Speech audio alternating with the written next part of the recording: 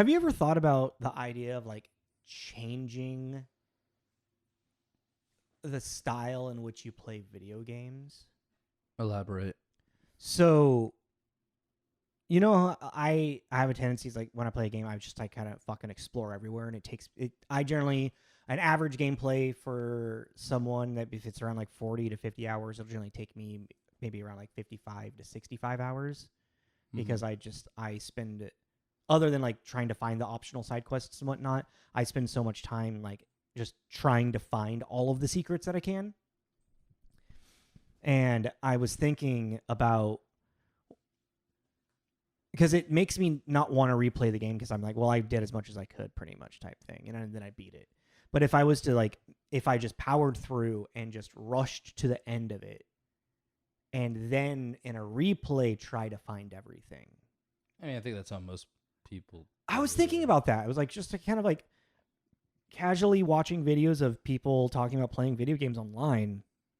And I was like, oh wait, is that why people get so much replay value out of this shit? Yeah, because they don't do it in one swoop.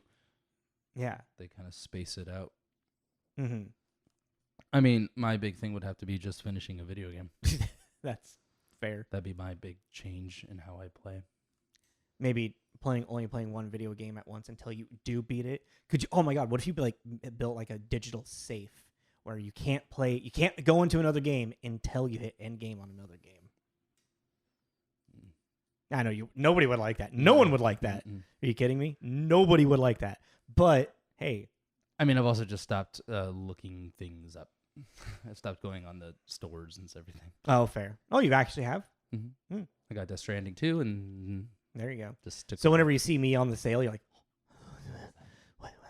I've been switching between that and Oblivion. It just depends on kind of what I want to do for the day. That's fair. So I actually want to play something that is investment, or do I just want to kind of kill an hour? I am so close to the platinum trophy. Yeah, you're like 10 trophies away or something, right? Nope, 3 now. Oh, wow. Yeah. Last night, because the only way, the only way I knew I was going to be able to get a couple of them is if I looked up where like these specific like obscure items were. Mm-hmm. Otherwise, I was going to have to go back through every single map through the entire world and try to find just one item, one item out of 40 maps. I was like, no, like, and then I looked up to see like how many I missed. I'd only missed like 3 journals and 1 music record. So out of like 80 collectibles, I missed 4. I feel like I accomplished it. You know what I mean? Like I did a good job.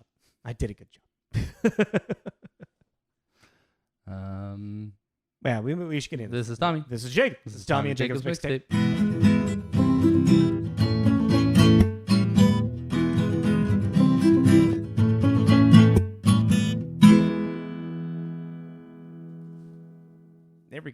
There we go. Welcome back, everyone. Welcome back to TJ's Mixtape. Vote for vampires. This is Tommy. This is Jacob. This is Jacob. That is Tommy. I said this is Tommy. That is Jacob. Yeah. It's on camera. I'll play it back for you. You didn't say that. I did say that. Their wolf, their castle. We are a movie review podcast. Sorry, I'm really tired. I got up really early and went to bed really late. We are a movie review podcast. We're 2 good friends. We love talking about movies. We talk about who's in them, who's made them, what they're about, and at the end, we give it a little rating. The rating is arbitrary, but we just like to put a little period on the end of the segment. If you have been listening to us, we are doing our Bloodsucker Summer, where the last couple of weeks we have been doing vampire movies we haven't seen. And then at the beginning of each episode, we like to play a game. At the end of every episode. It's the beginning and the end. Yes. At the end of each episode, we pick 2 actors, and we connect them via other titles and co-stars they're in until you get to each other. Think of 7 Degrees of Separation, Kevin Bacon kind of thing.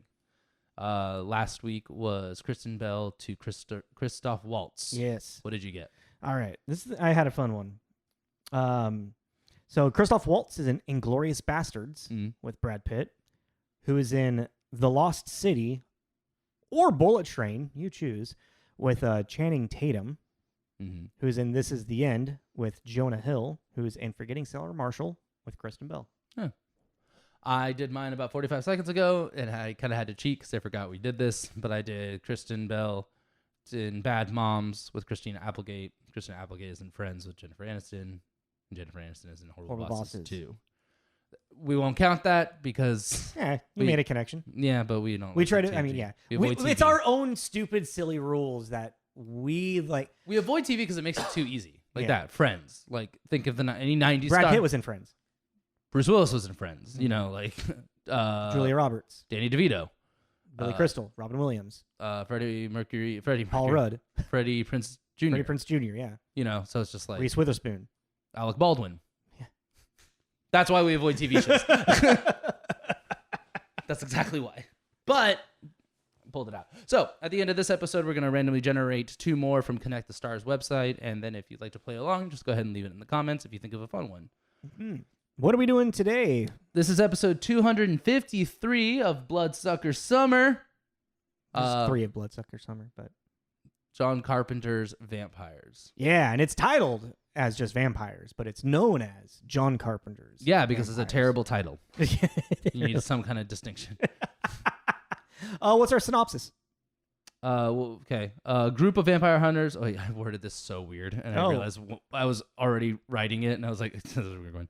A group of vampire hunters are killed by an elder, and the 2 survivors begin a vendetta to avenge them. I feel like I could have swapped it, and it would have made more sense. But that's the thing. Did you like it? Nope. Not really. Nope. I mean, it wasn't the worst thing I've ever seen. It was pretty up there for me. This might be my Spike Award. Oof, man, rough. Yeah. I mean, we're still pretty early on into the season. I mean, we're getting not. there. There's more to go. There's definitely more to see, more to witness. I mean, I guess out of what we've seen this year, it's definitely the worst. Right? Maybe I can't remember everything that we've watched. I was gonna say but it's rough because of who directed it and where it is in his career. So, as we said in the title, this is directed by, I feel like it's a good segue, John Carpenter. Mm-hmm. And then we get to writers and everything like that. Well, I mean, so real quick, just release dates. It came out in, it was actually first released in April 15th, 1998, France. Mm-hmm. And then had its Hollywood premiere October 26th. And then its full premiere on the 30th. I really October like 30th. it when they actually do that right. I hate when they do like a Christmas or Halloween or spooky movie in like the middle of July. Yeah. I don't know why it pisses me off. I mean, I could have seen if this was released in the summertime because it is an action. It's an action film, Western, and it's also like, it's like they're in the desert. Like I could see that. But there is something nice about, a vampire horror movie coming out around Halloween. I do take personal offense calling this a Western. Just for the record, this is the most. I don't even want to call it half-baked Western. It's the kind of Western that made me not want to watch Westerns because it's not. This is this is. It's like saying 3,000 miles to Graceland. Yeah, it's like that, and people are like, "That's Western." I'm like, it's not to me. To me, not really Western, a Western. Elements. Just because it's in New Mexico and you're in the desert, a Western it does not make. And every time something happens, the rattlesnake. Yeah, like I'm like, no, it's not. But I like Western. They have a shootout at the end, ish. Okay, so Die Hard is a Western. I'll take it. It's not a Western. Die Hard is everything. It's a Christmas movie. It's a Western. Now it's a Western. And this is a total side tangent, but I was just kind of looking. Die Hard totally is a Western, actually. Kind of looking at, just glancing at our list. Mm-hmm. The 2 worst ones are both vampire movies. Can you remember what the other vampire movie we actually did this year? This year we did another vampire movie? That was also pretty terrible. Detective Noir. What? Dylan Dog. Oh yeah, that wasn't very good. I think that was better than this, honestly. I think there's an argument on both sides for that. Yeah, one. Because they're both bad, but they're both bad for different reasons. Yeah. Also, I wouldn't even. I guess. Dylan Dog is a vampire movie. I didn't really think about it. It's like because it's like the world of the undead. But it's a monster movie. It's a comic book movie in my head. Yeah. that happens to have vampires. Yeah. Well, Anywho. Going to John Carpenter. If you don't know some of his works, I didn't realize he did the original Assault on Precinct 13. I didn't even know that there was an original. I've only ever seen the remake. I've never seen it either. It's cool. It's a cool movie. You also didn't know that he did the original Halloween. I did not. Which blew my mind because we've done him before when we reviewed The Thing. There's a fucking mosquito in here. I'm sorry. And it keeps trying to get me. Kill it. I'm trying to. I'm trying not to be too. If it bites me, I'm going to swell up like a fucking balloon. Yeah, I don't know why I confused that. For some reason, I thought he took it over after the fact. I knew he did, which is weird too, because I knew he did the music, but I thought he was just the composer. Oh, it's really interesting. Like, I don't know who I thought did it. Yeah. Yeah. I don't know. It's like, but now you know. But yeah, we did John Carpenter a long time ago in episode 82 with The Thing. Yes. Still one of my favorite sci-fi movies. I think back very fondly on that because that was the first time I'd ever seen it. I do want to rewatch it. But it's funny with him. Because I didn't know that he did Starman. Yeah. I keep every time that movie comes up, I star the Starman because I really want to do it because I feel like it'd be cool to look back on it. But it's funny to look at John Carpenter's career because, man, he takes swings and misses. Oh, yeah. Sometimes, man. Well, it isn't really until like the mid-90s when he really started just going down. And what do you think that was?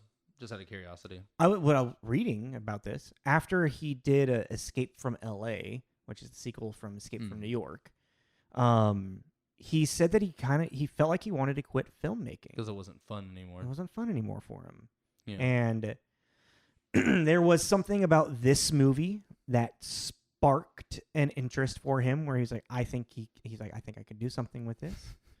It's like there was like so many different, he wasn't even like, who would have thunk it? This movie relighting the fire under his ass. Well, we don't know the original script that he read as well. Yeah, there was a lot of that. Because even the one where it's like, you hear that like pitched idea where the vampire was actually the Pope. Oh, yeah. I was like, that actually sounds dope. That might have been the one he was like, this is the cool one, you know? Yeah, and it's like the Pope mobile is like sunproof and shit like that. I don't know. Well, really quick, and we can continue talking about this with John Carpenter and like the history of it, but like just so we know, we have this was based on a novel written by John Stakely, who's most known for like a handful of short stories and another novel called Armor with weirdly the same named characters, but maybe not the same characters. And that one's like a future sci-fi thing. And this is but, and he also like John Stakely in an interview said about this movie that he enjoyed it, but it contained much of his dialogue while having none of his plot. So yeah, and reading the plot of the book, I was like, yeah, they really just took the intro idea and ran with it. It's like, boiled down, there are elements that are similar. It's coming from the vents? Maybe. Yeah. And then we have our other screenwriter, Don Jakoby, who's credited for movies like Arachnophobia, Evolution, and Double Team with Jean-Claude Van Damme and Dennis Rodman. I just had the weirdest thought. I really want to watch Eight-Legged Freaks. I would love to watch that, actually. I haven't watched that in forever. Scared the shit out of me. Yeah. Ugh. But Evolution made me think of it. I could see that. Real similar vibe. Very similar vibe. Very similar vibe. But, so yeah, like, John Carpenter ended up kind of like rewriting a lot of the script as well. Well, because it had this kind of history of like the production hell. It had $60 million budget, then it was pulled back to $20 million. So last minute. So I think that's when John Carpenter, and you can kind of see it, rewrote the script. Well, because like even that's how I read it. Did you read it that way too? Well, yeah. Well, they had to make some last minute decision. Well, because even like that final scene when they're fighting all the vampires, and it's just like a montage of landscapes with shotgun blasts in the background. There's a lot of like weird montage, like because they didn't have the money to do the thing that they wanted to do, so they just kind of had to imply it, which is wild. Well, even just like in traveling, it was like there's a lot of just like a minute's long of like, oh, now they're traveling to the next spot, montage of them driving. Yeah, there's just a lot of, which I think also where they're like, oh, this will work because we're making a western. Well, and then in the middle of production, I didn't know I felt so passionately about that. I'm glad you do. In the middle of the production of this, John Carpenter walked off set. Mm-hmm. He quit. And cool, the little history right here. Greg Nicotero, the creator of the Walking Dead series, took over for a couple of days. Mm-hmm. He was like one of the head special effects makeup guys for the movie. And then I don't know. Then they were able to coerce Carpenter back on to like finish filming or something. Which, knowing the tumultuous history of this movie, it makes sense that when I was maybe a quarter of the way into it, one of my first notes I wrote down was, this feels like John Carpenter's doing a cliche of himself. Because there is so much John Carpenter identity in this, but it just doesn't feel like it has the passion. And this is his highest rated movie in the 90s. Well, that's what I meant about a lot of swings and misses. Yeah. You know? Because he had probably his last big, which also I didn't know that he did. I thought Big Trouble in Little China was like late 70s. I didn't know it was late 80s. Oh, yeah. I always thought it was late 70s.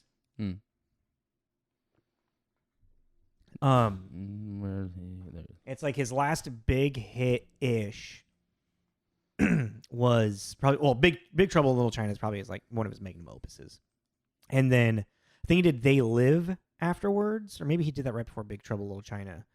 But then he did something with like Confessions of So he did Big Trouble in 86 and They Live in 88. They Live in 88. And then something to do with like The Invisible Man in 1990 with Chevy Chase, which wasn't a big hit. Memoirs, yeah. Chevy Chase is The Invisible Man. Yeah. What? I actually kind of want to watch that. Fuck is this? I know, right? Sounds wild. That sounds wild. And Daryl what? Daryl And Sam Neill? Yeah. Dude. And then he did like a short story, like a horror thing. And then this really bad movie that I read called Village of the Damned. And then I've heard that's like one of those ones I've heard like horror infamy of. Yeah. And then I do want to watch Ghosts of Mars. Yep, there we go. That's what he did following this. And then it's like a 10-year hiatus, and then The Ward comes out. So Ghost of Mars feels like they wanted, like, we really want to make a Doom movie, but we can't get the rights. That's what it feels like. Set in 2175. Yeah. What? It's like Ghost Ship, but on Mars. You know, like it just sounds really cool to me. I don't even think they're actual ghosts. I think that's just the name of it. We'll have to find out. It's got a 4.9. I know. I really want to watch it. So yeah, like there's a lot of like I see how and why this movie became what it became. Not good. Mm-hmm. Well, let's get into starring. All right. This weird miscast. This is the weird. Yeah, this is also this whole movie kind of does have this like well put together fever dream thing. So our lead, our action hero, our head honcho vampire killer is none other than James Woods. Mm-hmm. Ooh, weird. Ooh, look at this vampire. Ooh, piece of candy. Ooh, look a vampire. Ooh, look a vampire.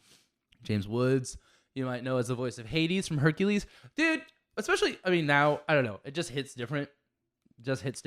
But goal in the 90s, get onto a Disney movie so that you can be put in every goddamn thing. You have a steady paycheck for the rest of your life. Oh, yeah. Between Kingdom Hearts and the shows and it doesn't really feel that way now to me because they're not pumping out shit like that. They're still pumping out shit, but they're pumping out different shit. Yeah. Yeah. Well, I mean, James Woods, he's a critically acclaimed actor. Yeah. You know, nominations, awards, all around for so much other stuff. It's just like, he did the movie because he never thought he'd be offered to do a horror film. Yeah. It's like, well, there's a reason for that, but yeah, it's a wild move too to do so late in your career. If he would have been like the master vampire, that'd have been kind of cool. That would have been a different story, you know. Yeah. But him being like the action here, the hot-headed, like I live by my own rules, cop kind of guy. Because it's like if you bring, where is it? I just want to list it off real quick. If you bring up the list of people. Okay, so originally the muscle-bound meat, they didn't actively avoiding just a quote-unquote another muscle-bound meathead.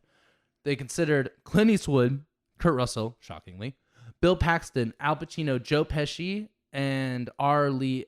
Or how do you say his name? R. Lee Emery. All of which would have been better, but all of which actually fit the bill for Bill Paxton would have been awesome. Al Pacino or Joe Pesci would have been fucking hilarious. That would have been so fun. That would have been. Well, I couldn't have taken it serious. Like, Joe Pesci had just been my cousin Vinny with the vampire. pull the fucking wire. Yeah, Al Pacino would have been just cool because it's Al Pacino and he just would have been him, but him like, kill the vampire, bloodsuckers everywhere, I mean, R. Lee would have just been, especially with all the weird homophobic remarks that James Woods was saying the whole movie. Goddamn cocksucker! Goddamn cocksucker vampires, get down on the ground and burn off to the ground. Yeah, that drill sergeant thing. That would have been fucking hilarious. But I mean, that's kind of like... Bill Paxton, actually, out of all of that, Kurt Russell would have been fine. Kurt Russell would have been cool. But it's like Kurt Russell, especially at this time, would have just been too much of the same shit for him. It would have been Big Trouble in Little China again. Or Escape from L.A. or the New vampires. York. Yeah, Escape from New Mexican vampires. Yeah, Escape from Albuquerque. Bill Paxton would have been fun. Bill Paxton I think would have been better as the Daniel Baldwin character, who was actually supposed to be Alec Baldwin. Yeah, the Kirkland brand. Alec Baldwin's like, you can't have me, but here's my brother. He looks a lot like me, just 30 pounds heavier. Especially at this time, too, because at this time Alec was still a babe. He was still young, and he still had that thing, that quality to him. Yeah. Do you think this was the curse? He's like, oh yeah, he gave over the role, and then all of a sudden Daniel's like, you will take my thigh. You will take my weights. It's so weird. It is. That family is just so weird in their careers. There's only 3 of them, right? Or is there a 4th one? There's a 4. I think there's 4. I think, but they all look so alike. I know. Well, Stephen Baldwin, he's the one that he's got lighter hair. I can always notice him a little bit. Motherfucker. Yeah, isn't he in Usual Suspects? Yeah, he is. Yeah, he is. Yeah. That's right. Yeah, but I just remember him from Biodome. But the thing is that about their careers too, that they were all around for so long, and they matched in ages at some point or another. Like Alec in Beetlejuice looks like he looked like he could be any of them. Yeah, because he's so young that he looks like Steven. You know what I mean? So it's I get them so confused because they look so alike. Yeah. But that's Daniel. I don't know anything he was in.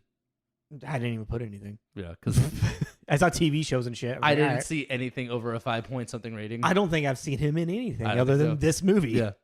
And then we got playing our lead vampire, Thomas Ian Griffith, who most known for probably nowadays Cobra Kai.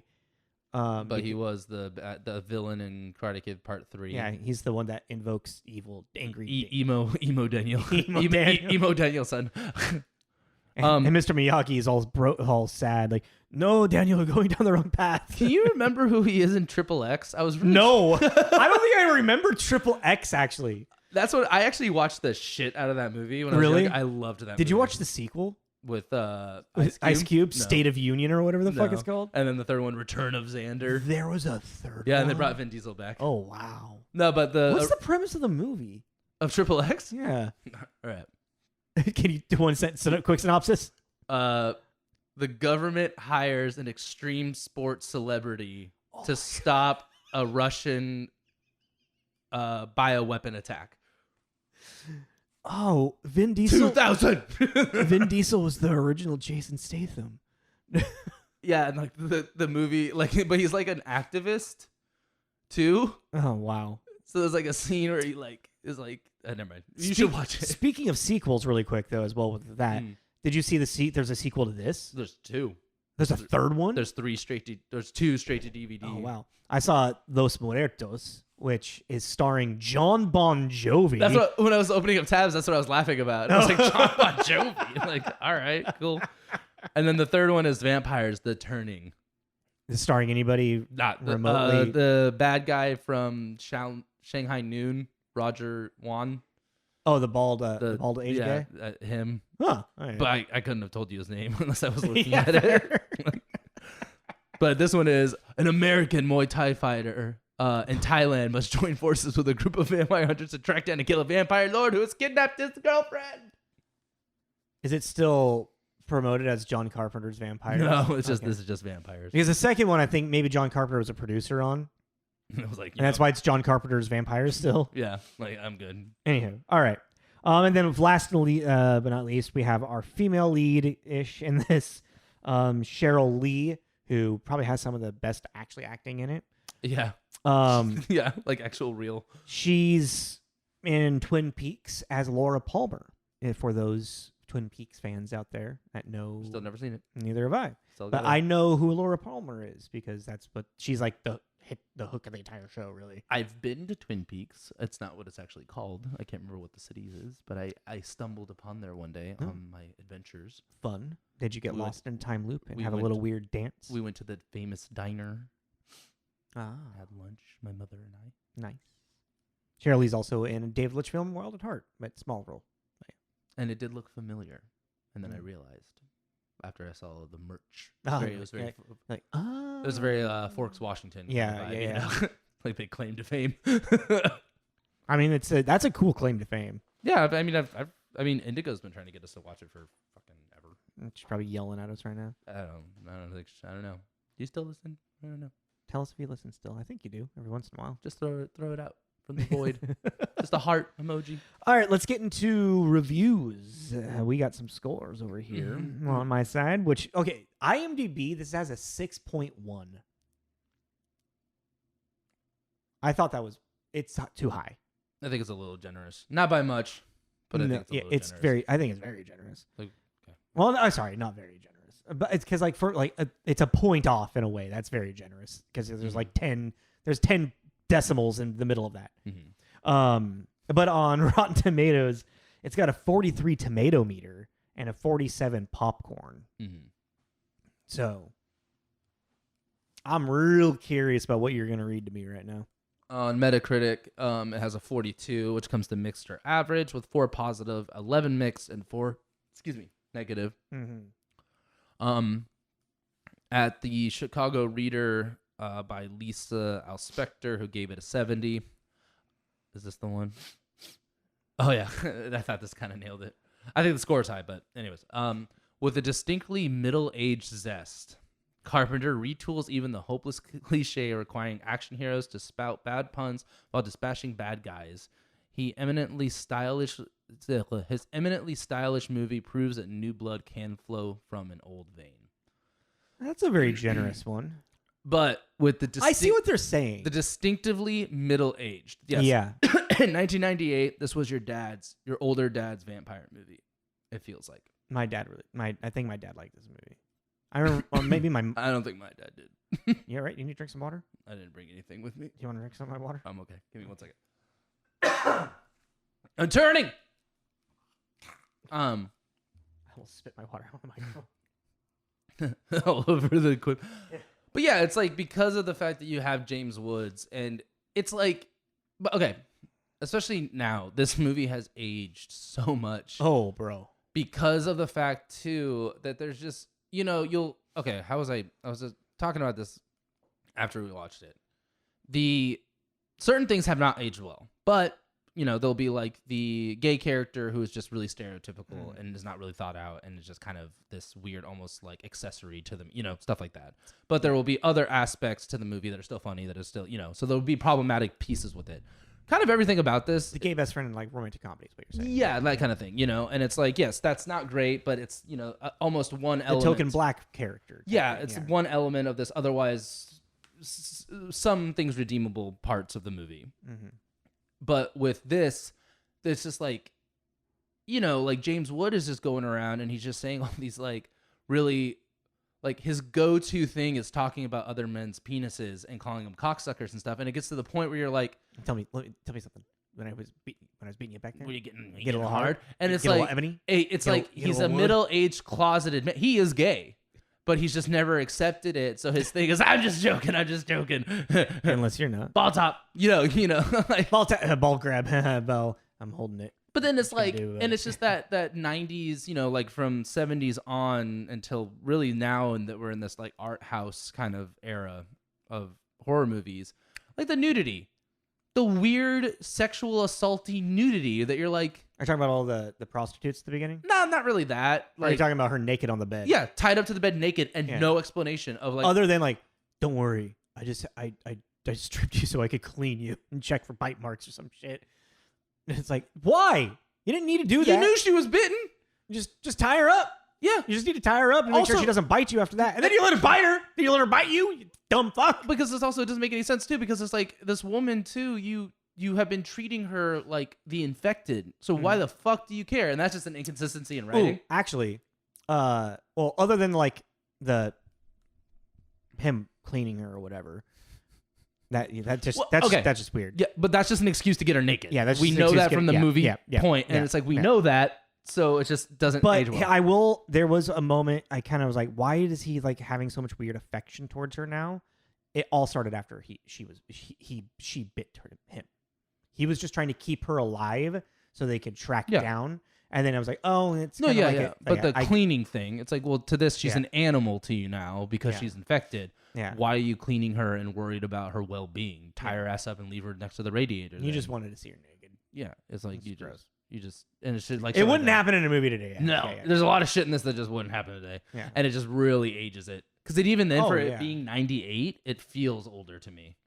Yeah, no, it totally really feels like early 90s. Again, that's like, I think that's just because John Carpenter in general, like his vibe and like what comes through. Because even like 2010's The Ward with Amber Heard, have you ever seen that? Mm-mm. The only reason it feels like a 2010 movie is because of the quality of the film. Yeah, you know. Well, it's like even like, I mean, you argue with this if you want, but at the end of the day, people, at least here, like in parts of this country, the late 90s going to the 2000s were considered at the time very progressive. We were trying to do things. It was very progressive. Trying to get there, the building block to now kind of thing. Yeah. And we had a lot of shit we had to fucking get through. And still do, obviously. But especially in the world of cinema, like they were really trying to make strides going into the 2000s to start changing things. And you see the growing pains, and this is John Carpenter being an older guy going, I'm going to make... That's another thing. I started to just kind of think about John Carpenter in general. There's really not a lot of super substance in his stuff. They Live is probably one of the most, maybe The Thing, but They Live is so over the top with, there's no subtlety to it. No, there's no layers. Not at all. It's literally sunglasses that you take on and off to see the world beyond. Yeah. It's like, it's not really that deep. It's cool. Like, I love They Live. John Carpenter is such a popcorn filmmaker. Yeah. And it's just, we're really not in that genre anymore. We're not in that world. And even towards the late 90s, it was a kind of a dying form of media, of filmmaking. Well, because also at this point too, we are doing what we're doing, I think, as well, is that in the 90s, when you're talking about the action genre, it is an action comedy. Yeah. Think about the 90s, and you had, like especially the late 90s going into the 2000s. Rush Hour, Shanghai Noon, you had the buddy Showtime. Yeah. You had the buddy cop thing that still had some pretty bad boys. You had like Die Hard 3 still has like a good amount of humor. There's a lot of humor injected into it. Yeah. And it was just, that's kind of what we were doing. To have this, where actually we just got solely sidetracked. Yeah, you gotta have more reviews. Because one's actually going to lead into the thought I was going to say. Oh, perfect. That's awesome. Which one is it? It's like we scripted. So for a mixed at LA Weekly, giving it a 50, there's a surprising amount to relish about this gleefully self-conscious, disposable romp through horror's sexiest subgenre. Mainly the film's grasp of its own terms. Yeah. And then for the negative, at the New York Times, then this is the one that ties in. Lawrence Van Gelder at New York Times, gave it a 30. Ridiculous without being awful enough to be hilarious. This movie with the puns and the cocksucker, and it's trying to have this kind of like gruff, funny guy. Yeah, it's trying to have this gruff, funny guy that's like, aha, that's the joke, and we're supposed to be like, yeah, we laugh because it's funny, as opposed to I was laughing because it's so ridiculous. It's so ridiculous, and it's just not good. Yeah. And also I get it. He's the elder vampire. Yeah. But like when he shows up at the party and just wrecks them all, it's like, you guys are terrible vampire hunters. Yeah, they really are. You didn't put up like, you don't have drunk guy strength. Like, fucking just go. Come on. We learned from Grace and Sinners. Like, you go for it. But that's a big problem with this script as well. Is why did they get their asses kicked so bad? Because in the next scene, we hear he was the fastest, strongest vampire we had ever seen before. I've never seen a move like this. Oh yeah, like the amount of spoon feeding they gave us. It's literally spoon feeding in a sense of explaining why last scene happened. It's like you watch it happen, and then the next scene, you're like, "Oh, let me tell you why." It's not piping hot spoon feeding. It's lukewarm room temperature spoon feeding. Yeah, you're just like, that's why that happened. Oh, it's almost like they were filming it chronologically, which I know they didn't, but like they filmed it chronologically, and they were like, well, fuck. Okay, why did that happen? Well, let's just add that line to it. You know? Yeah. Like it's so poorly written, and that's really kind of the hardest thing about this movie. That's what really made me laugh the most. Is like, oh, okay, that's why. All right, because like that's why we did that. Like some of my favorite, like enjoyed the lore of the movie of like, oh, this is the first vampire. Oh, this is how the first vampire was created. Was in this like really like inverse exorcism fucking thing, and I'm like, there was even the moment where I was like, well, he wants this ancient artifact. Why does he want it? And then literally the next scene, they're like, oh yeah, if he has it, he can become a daywalker. And you're like, oh, why didn't you tell him that in the scene previous? Well, but like and he said that's all you had to fucking say. Or it's like, spoiler alert, the guy that ratted them out is the cardinal. Oh, the church is bad. Yeah, the Catholic Church is bad. They're gonna do shady shit. But it's like that too. He's like, as you get older, I'm scared of morality and yada, yada, yada. And you're like, okay. And he's like, yeah, I just don't know if there's a God. And you're like, the dude standing right next to you is proof. That you made a pact with to get immortality was from a botched exorcism. Meaning there's some kind of power to what happens. So if there's a devil in your doctrine, there has to be a God. Like, so you just kind of fucked yourself really royally. Yeah. Like you were probably hopefully, if you're following it correctly enough, in good faith with your. Yeah. Cause like all you really had to do was just like, I lost my faith in God's plan instead of like made me question if there is a God. Yeah. Just make it so he has made the active decision knowing there's God. He has turned. He has fallen. Yeah. That's it. That's what I had to do. You don't have to write this whole like, oh yeah, like that's the middle age thing. Yeah, that's another middle age thing. Like, yeah, our audience. Also, did you notice how like for whatever reason when the cardinal showed up, he's still in his like cardinal robes? Like, why the fuck is he dressed like that in the middle of the day? He's I got it. James Woods was wearing a leather jacket the entire movie. Daniel Baldwin didn't change his clothes once as well. I know that like the movie kind of takes place in the course of a couple of days, really like maybe 2 or so, but still, just like. Them not changing makes sense. The cardinal just show up still in his robe. Well, I mean, that's all they really wear, though, right? Not when they're not at the church. They wear regular people clothes. What are you talking about? I don't know. Could have been wearing a suit. I don't know. Tim Curry in The Musketeer is always wearing that red robe. Yeah, but he's always in the church, isn't he? I mean, he's always like, no, he's in the palace. He's a religious leader figure, you know. Oh, that's a time period thing.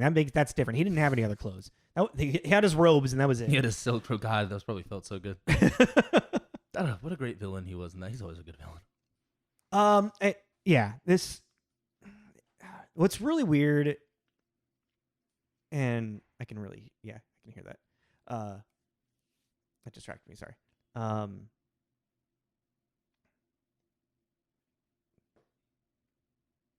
This movie has like a point A to point B. Mm-hmm. It has a through line. It has a solid story structure and through line. And regardless of how it does kind of like catch itself back into spoon feeding you, like why it happened, like it's like always like proving like why it's doing what it's doing, it gets to the point that it needs to.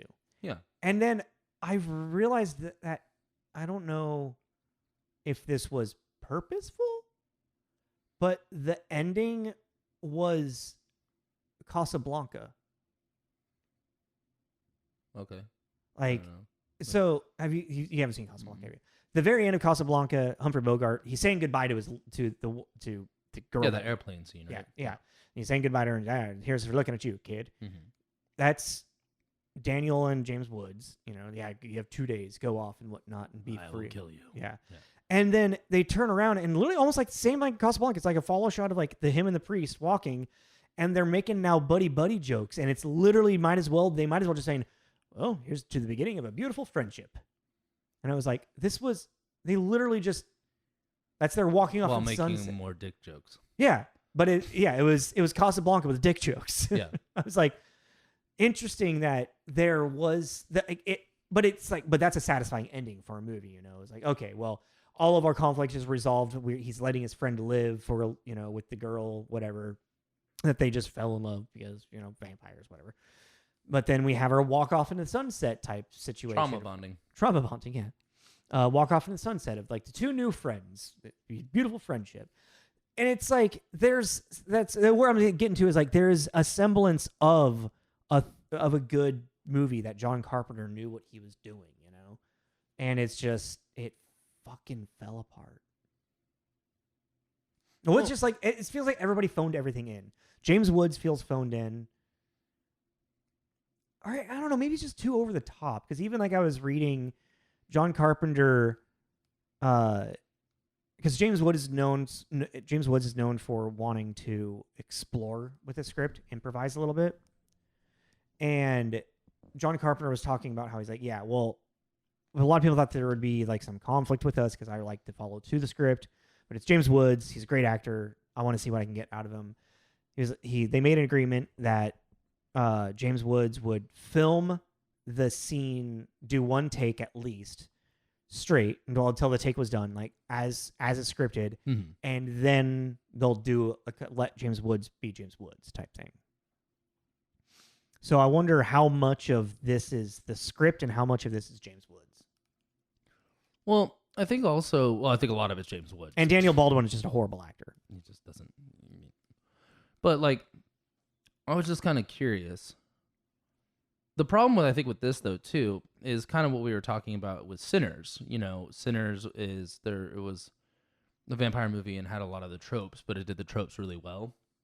Well, and it made. There's nothing interesting about this because this same year, Blade came out. Funny enough, I forgot about that. Oh, yeah. But Blade had a style to it. Yeah. Between, in that first movie, it created a world. They had a special language. They had a hidden nightclubs. There were stakes in it too. Like, not. Okay, that's what you mean. Like high stakes. Yeah, Yeah, because it was gonna be the end of the world, not these fucking kind of piece of shit guys that got murdered. Or you're like, well, you're kind of all pieces of shit, so I don't really give a hell. Yeah, and we're only getting that from. And we don't learn about what the vampires probably becoming a daywalker till so late in the game. We have no reason to care. But even then, it's like, yeah, unstoppable. Okay, he'll be unstoppable for what's his grand plan? Yeah. Is he gonna turn everyone into vampires, and he's the only one that's awake during the day? To be the king or. Yeah. And that's why you kind of sit there and go, yeah, so what is the levity to it? And that's a good way to put it. Blade had levity to it, but also not only did it have, if you boil it down, the plot's really, he's going to become the blood god, and he's going to take over the world, and then make them just like that. But it also just had visually, it was really cool. Mm-hmm. There's a lot of cool special effects. The music was cool. The whole blood rave beginning scene. It's such a representation of the late 90s as opposed to this feels like something made 8 years prior. Yeah. Well, I mean, again, that's also that's John Carpenter's middle age thing. Well, meat and gravy. You know? It's like he loves because I really liked the guy getting chopped in half. The scene. Yeah. The real Friday the 13th kind of. Well, and it was very John Carpenter-y because think about all the stuff he did in The Thing and like what he did in Big Trouble Little China. It's like. That's bread and butter. That's the term I was looking for. That's John Carpenter's bread and butter is like over the top, gory, in camera special effects. Yeah. And this movie only has such a small amount of that, which hurts it. Well, they were trying to give it an NC-17 rating. Oh yeah, because there was too much. Man, I wonder how much violence. I wonder what they only trimmed 20 seconds. I know. I mean, I wonder what that. I wonder if it was something with in that scene with the party scene. Mm-hmm. And then also like kind of like, and I was interested in kind of like doing this movie in juxtaposition to Thirst and Sinners, because those movies are using vampires as a metaphor. And this is very much the vampire is just a monster. Yeah, just a creature. It's just a creature. There's no metaphor being said here. And even John Carpenter said, like, I didn't want them to be these, like, brooding, romanticized, like, you know, emo creatures. Misunderstood. Yeah. Yeah. It's like, no, I want them to be demons. I want them to be a monster, you know? And so at the end of the day, it really just, this is more of just kind of like a monster movie in kind of a Western sense, modern action Western sense. Named vampires. The book is vampires, but the S is with a money sign. I'm just now looking at a curiosity to see if there's any more vampire movies than the top 200. Top 200 what? For box office, just the ones that. Yeah, Box Office Mojo, yeah. Yeah, I don't think so. I think those are like the two. Well, the two ones that made it onto. Well, I mean, for 1998, I think there was only that could have just been the two vampire movies. Oh, there was definitely other vampire movies. I can't imagine. How many vampire movies do you think come out a year?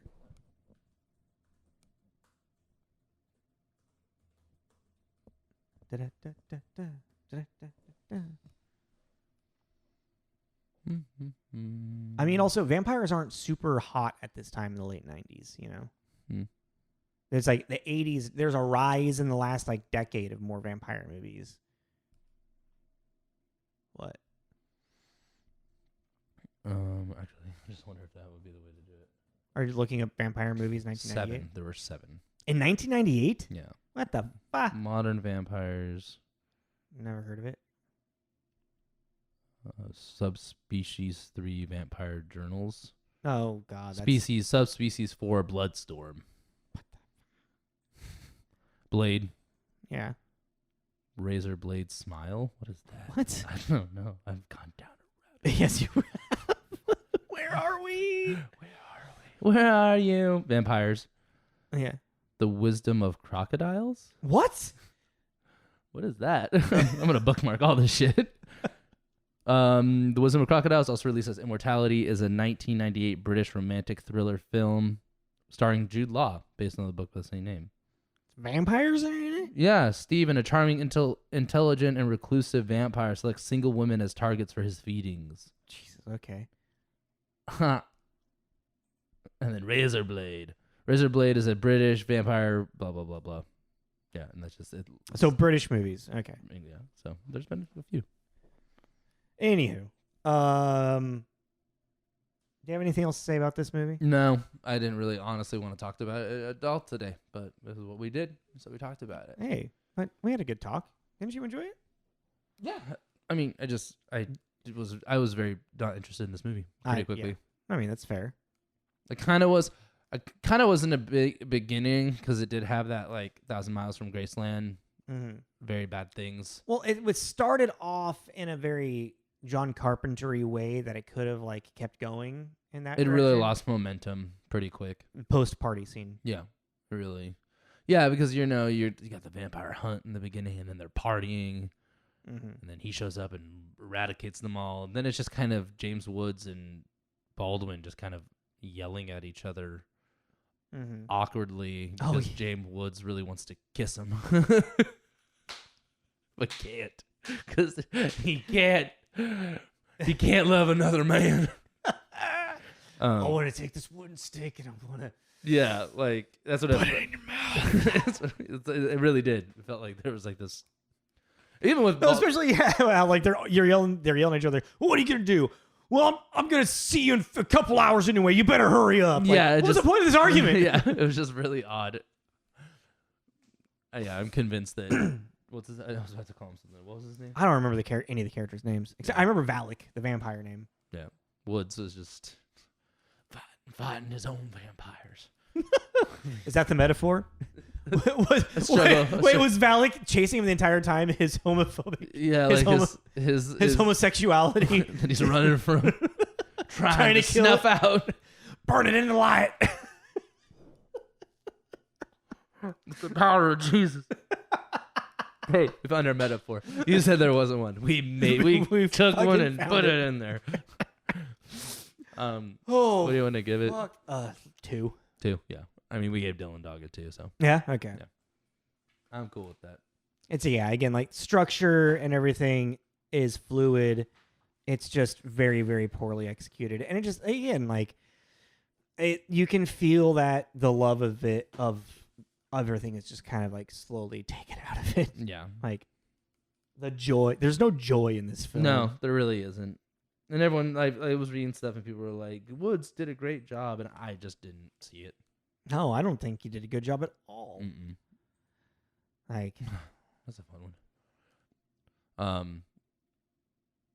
Yeah, I don't think he did. I thought you were gonna read something. Mm-mm. So yeah, 2. I'm fine with that. All right. On the Connect the Stars was Meryl Streep and Arnold Schwarzenegger. That's fun. Right? You want to do that one? Yeah. I'm doing it in my head right Yeah, now. I'm just like trying to think if we can do a quick one, because then I'm like, okay, well, that's not gonna work then. Yeah, okay. How do you spell his goddamn last name? Schwarzenegger. It's really phonetic. Okay. Yep. It really is. Yeah. I've never actually spelt out that. Well, I must have, because we've done movies with him. Have we? Last Action Hero. Oh yeah. Jingle All the Way. Oh yeah. Is that the 2? That's the most random 2. Last Action Hero is not random. I find that really random. You'd find that really random. Out of all of the things that he... Well, actually, I'm just going to look him up real quick on IMDb and see what his top 4 are. True Lies, Predator,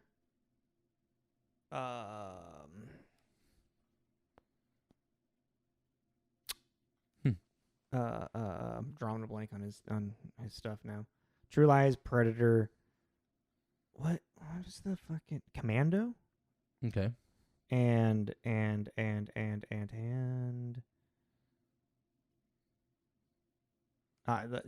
Total Recall. You didn't get a single one. So it's Terminator 2. Oh, God damn it, Terminator. Yeah, I was really blown away that not one of those made it. I was really surprised by that. But anyways. So Terminator 2, The Sixth Day, which... That's a weird one. And then Last Action Hero. All right, yeah. But Sixth Day, that's a red... I like that. Is that the devil one? No, that's End of Days. Oh, the 6 Days, the clone one. The clone one, yeah. Okay. Wow, there's 2 of them. They're fighting. Okay. I'm Howard. No, I'm Howard. I like pizza. Yes, we need to have a clone block. Should we do that next? Yeah, let's do a clone block. We can do that. All we right. can do 6 Day, and yeah. But we got to pick. So we got the action one, the funny one, Okay. the horror one. If there is a horror one. Come on. I mean, let's just stick to 2 right now, and then we'll see. Substance. Boom. We Nailed already it. did it. I know, but I'm just saying. I see a what you horror, mean. I was a like, clone what? horror movie. Boom. The Substance. So yeah, we don't know what we're doing next week, but we might now. Yeah, and that might be it. Yeah, It might be Multiplicity or 6 Day. Who knows? You'll find out when we do. Please like us and follow us on Facebook and Instagram. On there, you'll see all of our promos. On those promos is our link tree where you can find ways to watch and listen. We are on YouTube, Spotify, Apple TV. We got a new show on Apple TV. I wish. Apple Podcast, all that kind of stuff. So yeah, like, comment, all that stuff. Send to your friends if they think you think they'll like us. This is Tommy. This is Jacob. It's Tommy and Jacob's mixtape. Pizza.